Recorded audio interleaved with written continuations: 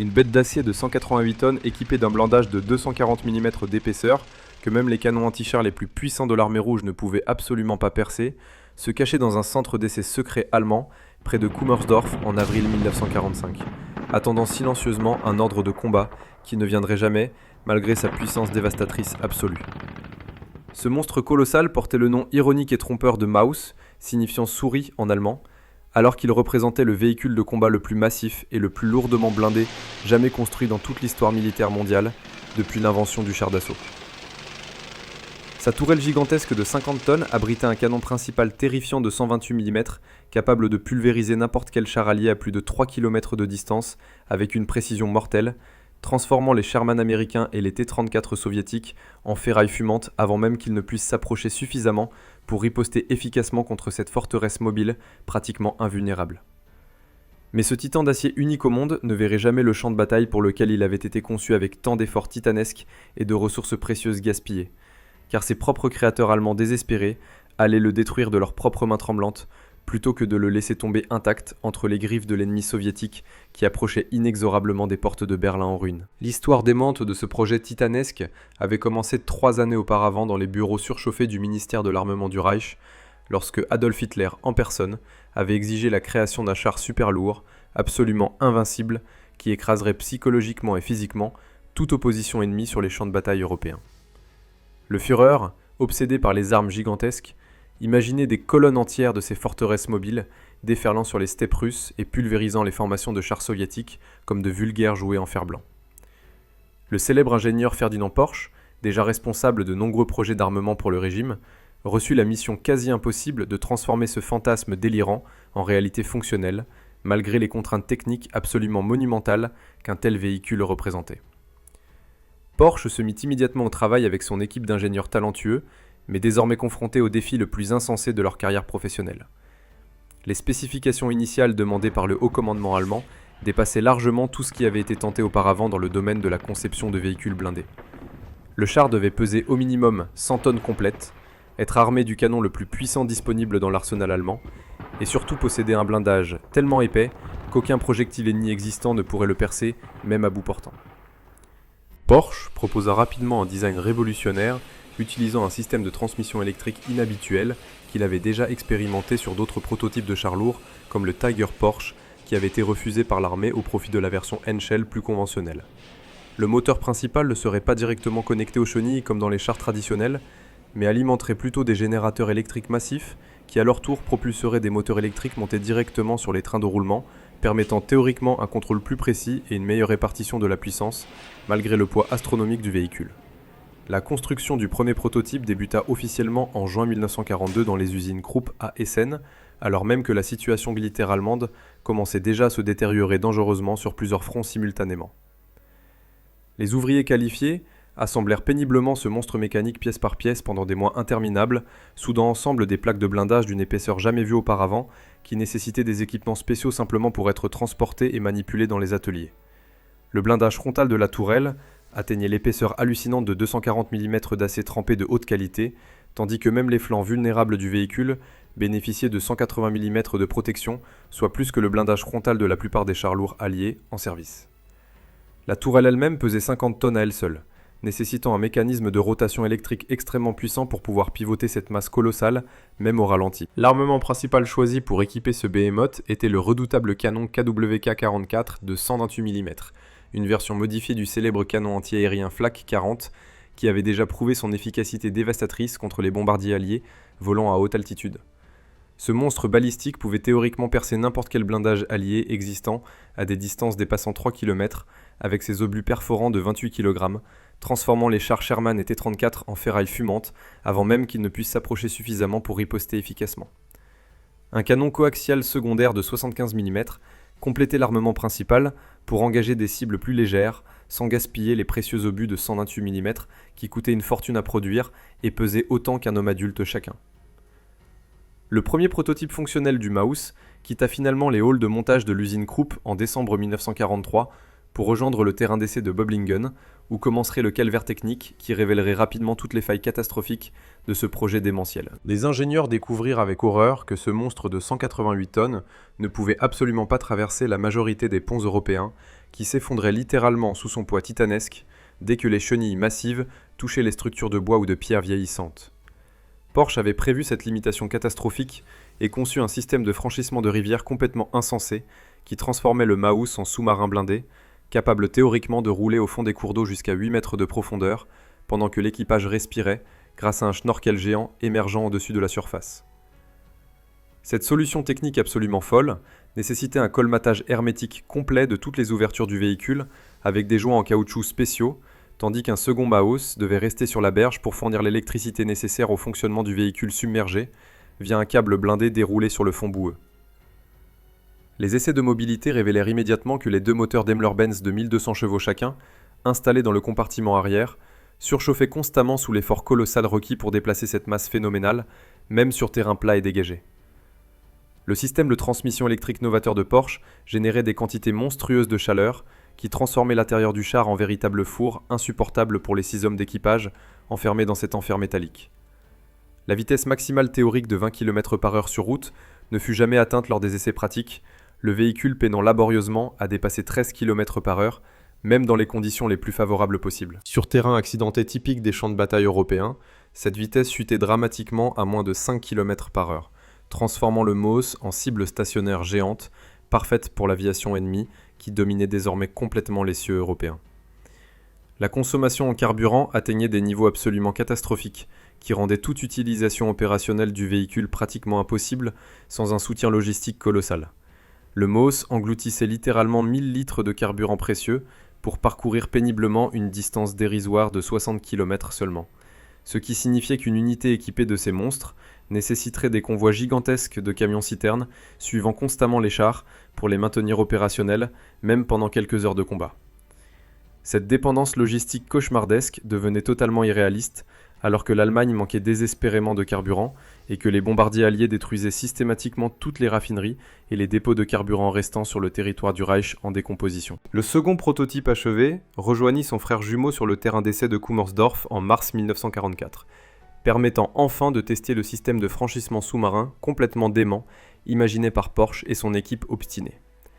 Les techniciens colmatèrent soigneusement toutes les ouvertures du premier Maus avec des joints étanches pendant des heures entières avant de le faire descendre prudemment dans un lac artificiel profond pendant que le second véhicule restait sur la rive pour alimenter électriquement son camarade submergé. Le test se déroula étonnamment bien, techniquement parlant, le char marchant effectivement au fond vaseux du lac pendant plusieurs minutes angoissantes avant de remonter triomphalement sur la berge opposée, comme un monstre préhistorique émergeant des profondeurs primordiales.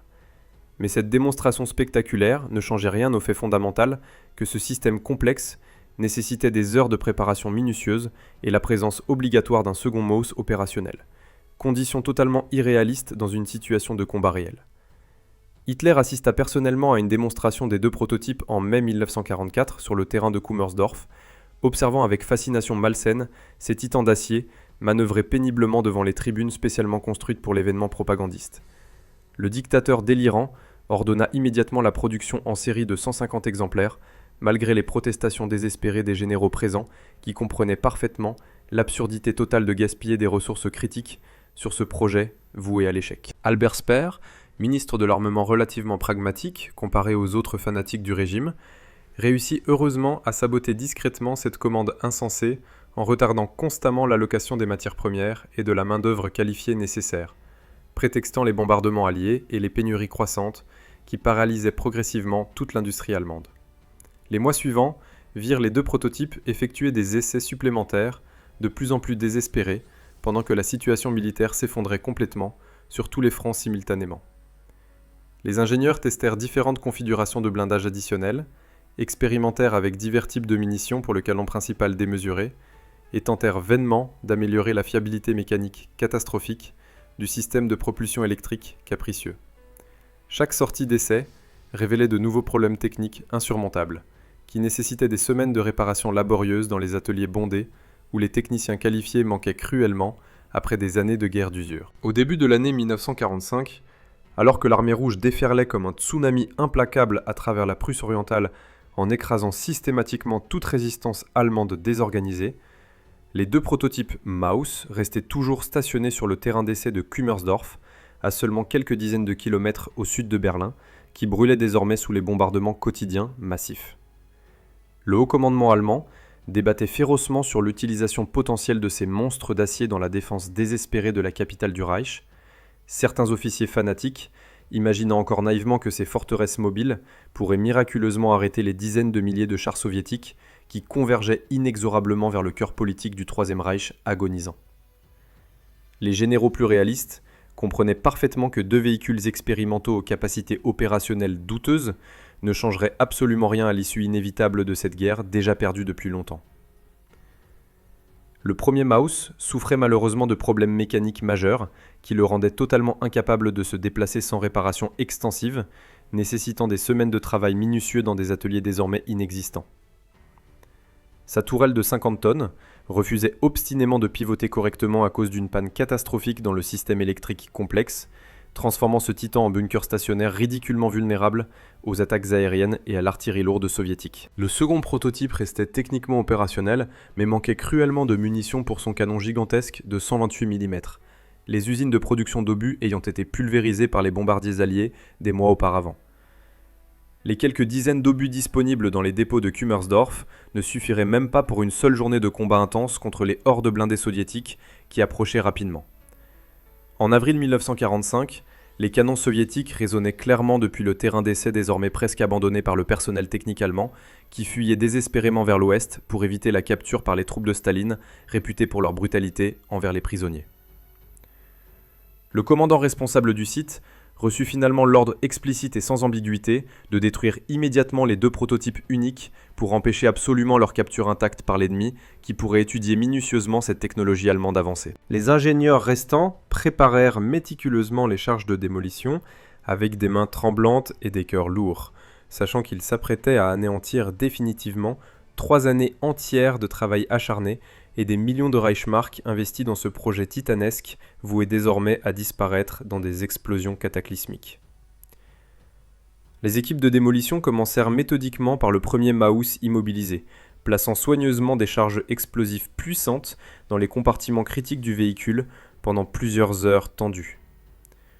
Le compartiment moteur reçut la majorité des explosifs destinés à pulvériser complètement les générateurs électriques uniques et les moteurs Daimler-Benz, dont les secrets de fabrication ne devaient surtout pas tomber entre les mains soviétiques, avides de technologies occidentales avancées. La tourelle gigantesque fut également bourrée méthodiquement d'explosifs destinés à détruire irrémédiablement le mécanisme de rotation électrique sophistiqué et le système de visée optique extrêmement précis du canon principal démesuré. Les techniciens vérifiaient nerveusement leurs montres toutes les quelques minutes, pendant que les bruits de la bataille se rapprochaient dangereusement, sachant que les avant-gardes soviétiques pouvaient surgir à tout moment des forêts environnantes. L'explosion titanesque qui déchira finalement le premier Maus créa un champignon de fumée noire visible depuis Berlin, situé à plusieurs kilomètres de distance, illuminant brièvement le ciel crépusculaire d'une lueur orange apocalyptique. La tourelle de 50 tonnes fut littéralement arrachée de son anneau de roulement par la force colossale de la détonation et projetée à plusieurs mètres de distance où elle s'écrasa lourdement dans la terre meuble du terrain d'essai. La coque blindée se tordit grotesquement sous l'effet des explosions internes qui transformèrent l'intérieur du véhicule en un chaos de métal fondu et de composants électroniques pulvérisés complètement méconnaissables. Les ingénieurs observaient silencieusement ce spectacle désolant depuis une distance sécuritaire, certains pleurant ouvertement la destruction de leur création monstrueuse malgré son inutilité opérationnelle évidente. Le second prototype techniquement fonctionnel reçut un traitement légèrement différent, dicté par le manque cruel de temps restant avant l'arrivée imminente des soviétiques. Les démolisseurs se concentrèrent exclusivement sur la destruction du compartiment moteur et du système de transmission électrique unique, en négligeant volontairement la tourelle et le canon principal, qui resteraient donc relativement intacts. Cette décision stratégique délibérée permettrait théoriquement aux forces alliées d'étudier l'armement impressionnant, tout en rendant le véhicule définitivement incapable de rouler, même si les soviétiques tentaient désespérément de le réparer pour une utilisation propagandiste. L'explosion du second Maus résonna comme un coup de tonnerre final, marquant symboliquement la fin pathétique du projet le plus ambitieux et le plus coûteux jamais entrepris par l'industrie blindée allemande pendant toute la durée du conflit mondial. Les troupes soviétiques d'avant-garde pénétrèrent finalement dans le terrain d'essai de Kummersdorf abandonné, le 22 avril 1945, découvrant avec stupéfaction les épaves fumantes des 2 chars les plus massifs qu'ils n'avaient jamais vus de toute leur carrière militaire. Les soldats soviétiques marchaient prudemment autour de ces carcasses titanesques, en essayant de comprendre comment les Allemands avaient réussi à construire des monstres d'acier aussi colossaux, alors que leur pays s'effondrait complètement sous les coups combinés des alliés occidentaux et de l'armée rouge. Les officiers du renseignement militaire arrivèrent rapidement sur place, avec des ordres stricts de Moscou, exigeant la récupération immédiate de toute technologie allemande avancée, avant que les Américains ou les Britanniques ne puissent mettre la main dessus dans le chaos de l'effondrement final du Troisième Reich. Les ingénieurs soviétiques examinèrent méticuleusement les 2 épaves pendant plusieurs jours entiers, en prenant des milliers de photographies détaillées et en mesurant précisément chaque composant accessible, malgré les destructions massives causées par les charges de démolition allemandes.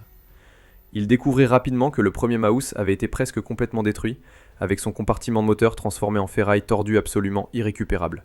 mais que sa tourelle géante gisait miraculeusement relativement intacte, à quelques mètres de la coque principale. Le second prototype présentait la situation exactement inverse, avec une coque et un train de roulement encore exploitables malgré les dommages, mais un compartiment moteur complètement pulvérisé par les explosifs allemands méthodiques. Un colonel ingénieur soviétique particulièrement astucieux eut alors l'idée brillante de créer un unique véhicule fonctionnel, en combinant intelligemment les parties les moins endommagées des 2 prototypes détruits. Cette opération de reconstruction titanesque commença immédiatement sous la supervision directe d'une équipe spécialisée d'ingénieurs militaires soviétiques, assistée par des techniciens allemands capturés qui connaissaient intimement les secrets de construction du Maus. Les soviétiques démontèrent soigneusement la tourelle intacte du premier prototype en utilisant des grues mobiles puissantes spécialement amenées depuis Berlin pour manipuler cette masse de 50 tonnes avec la délicatesse requise.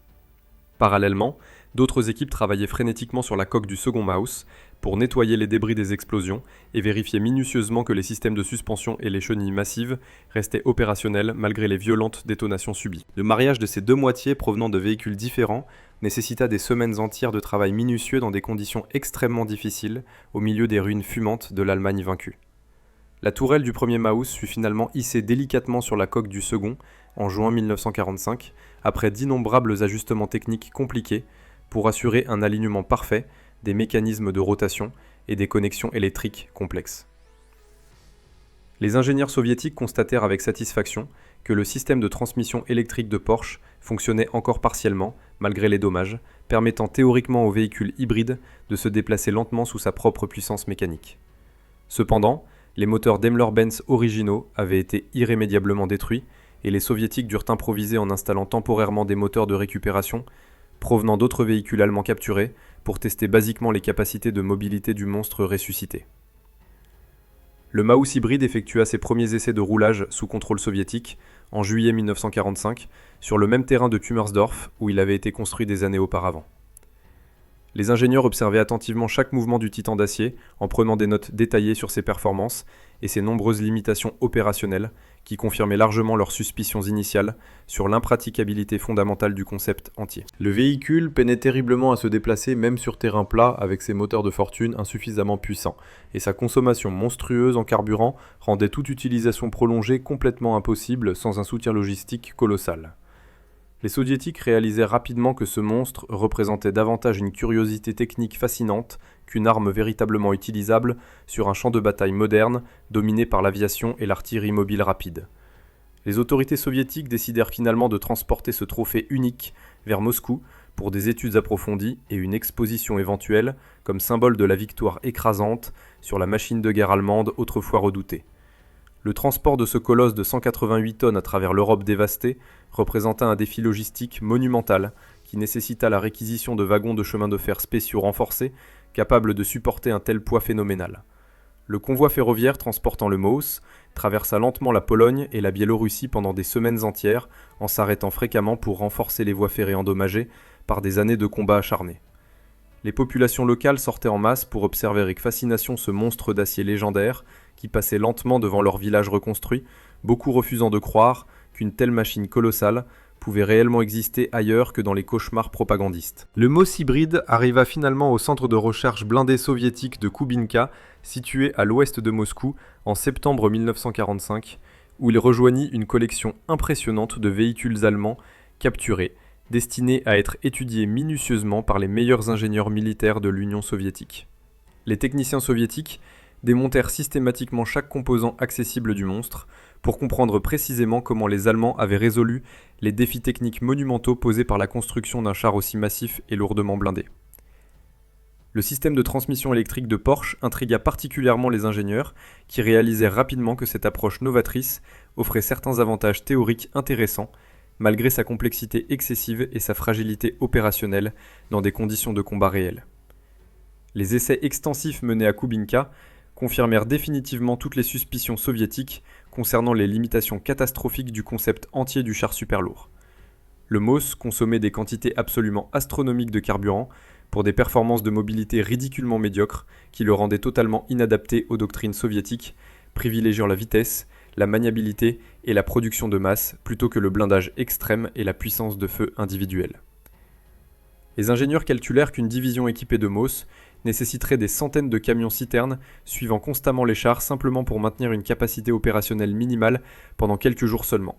ce qui représentait une impossibilité logistique complète dans une guerre de mouvement moderne. De plus, le poids phénoménal du véhicule limitait drastiquement son utilisation stratégique en rendant impossible sa traversée de la majorité des ponts européens et en nécessitant le recours constant au système de franchissement sous-marin, complètement impraticable en situation de combat. Les conclusions finales des études soviétiques furent sans appel et condamnèrent définitivement le concept du char super lourd comme une voie sans issue technologique ne méritant aucun développement ultérieur. Les soviétiques avaient eux-mêmes expérimenté avec des projets de chars lourds pendant la guerre, mais ils abandonnèrent rapidement ces programmes coûteux au profit de la production massive du T-34 moyen qui offrait un excellent équilibre entre protection, mobilité et puissance de feu tout en restant simple à fabriquer et à maintenir sur le terrain. Le Maus représentait exactement l'opposé philosophique de cette approche pragmatique, incarnant parfaitement la tendance allemande au sur-engineering et à la recherche obsessionnelle de la perfection technique au détriment de la praticité opérationnelle et de l'efficacité économique. Après avoir extrait toutes les informations techniques utiles du véhicule capturé, les autorités soviétiques décidèrent de préserver le MOS unique comme trophée historique, témoignant de la défaite allemande et de la supériorité finale de l'ingénierie soviétique pragmatique sur les fantasmes technologiques démesurés du régime hitlérien. Le monstre d'acier fut soigneusement restauré cosmétiquement pour effacer les traces les plus évidentes des explosions et des réparations soviétiques, recevant une nouvelle couche de peinture vert foncé, typique des véhicules allemands de la fin de la guerre. La tourelle et le canon principal furent remontés dans leur position opérationnelle pour donner au véhicule une apparence aussi impressionnante que possible pour les visiteurs futurs qui viendraient admirer ce témoin unique d'une époque révolue. Le char super lourd MOS resta exposé à Kubinka pendant les décennies suivantes, devenant progressivement une attraction légendaire pour les passionnés d'histoire militaire du monde entier qui faisaient le pèlerinage vers ce musée extraordinaire situé dans la banlieue moscovite. Les visiteurs marchaient silencieusement autour de ce colosse endormi, en essayant d'imaginer à quel point il aurait été terrifiant de voir ce monstre de 188 tonnes avancer lentement vers leur position avec son canon de 128 mm pointé dans leur direction. Mais ils réalisaient également rapidement, en observant ses proportions grotesques et en lisant les panneaux explicatifs détaillés, que ce véhicule représentait davantage un monument à l'hubris technologique qu'une véritable arme de guerre efficace, symbolisant parfaitement les erreurs stratégiques catastrophiques qui avaient conduit le Troisième Reich à sa destruction inévitable. Le Maus demeure aujourd'hui le seul exemplaire survivant au monde de ce projet démentiel, témoignant silencieusement des limites de l'ingénierie militaire poussée à ses extrêmes les plus absurdes. Son blindage de 240 mm reste le plus épais jamais monté sur un véhicule de combat opérationnel, et son poids de 188 tonnes constitue toujours le record absolu pour un char ayant réellement roulé sous sa propre puissance. Ce monstre d'acier continue de fasciner les nouvelles générations de passionnés qui découvrent son histoire extraordinaire et comprennent les leçons cruciales qu'elle enseigne sur les dangers de privilégier la technologie impressionnante au détriment de l'efficacité pratique et de la réalité opérationnelle. Si cette histoire incroyable du char le plus massif jamais construit vous a captivé et que vous voulez découvrir davantage de récits fascinants sur les projets d'armement les plus fous de l'histoire militaire, n'hésitez surtout pas à laisser un commentaire pour partager vos réflexions sur ce monstre légendaire. Mettez un like si vous avez apprécié cette plongée dans l'univers démentiel des armes super lourdes allemandes, et abonnez-vous pour ne manquer aucune de nos prochaines histoires passionnantes sur les machines de guerre extraordinaires qui ont marqué le XXe siècle.